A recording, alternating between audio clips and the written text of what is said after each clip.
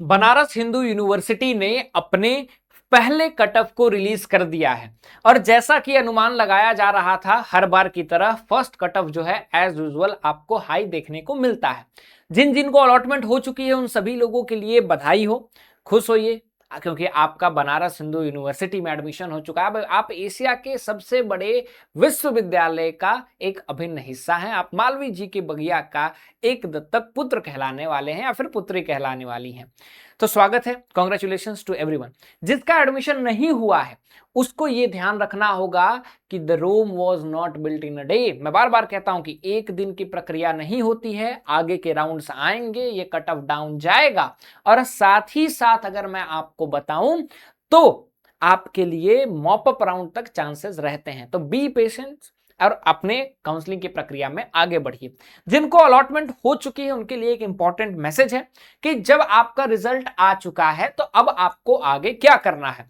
कुछ important steps हैं, अगर आप वो काम नहीं करेंगे तो ये सीट मिलके भी आपके पास नहीं रहेगी और आपका जो पूरी परिस्थिति है वो 360 डिग्री टर्न कर जाएगी। मतलब कि जब आपको सीट अलोकेट हुआ है तो सबसे पहला काम होता है सीट को एक्सेप्ट करना। जब सीट एक्सेप्ट कर लेंगे वेरिफिकेशन के बाद आपको फी पेमेंट आता है। ठीक है, सीट एक्सेप्ट किया, फी पेमेंट का लिंक आता है। जैसे ही एक्सेप्ट करोगे फी पेमेंट का लिंक आता है। फी पेमेंट के लिंक के बाद तुमको अपग्रेड या फिर फ्रीज करना होगा। ठीक है, क्या करना होगा? अपग्रेड या फिर फ्रीज। अपग्रेड फ्रीज का मतलब क्या है कि जब आप फी पेमेंट करेंगे तब आपको ये अपग्रेड और फ्रीज का पॉपअप दिखेगा। वहां पे आपका कोर्स आया, कोर्स को आपने एक्सेप्ट किया, फी पेमेंट किया, फी पेमेंट आप कर लिए तो उसके बाद वहां पे अपग्रेड, विड्रॉ और आपको फ्रीज दिखेगा।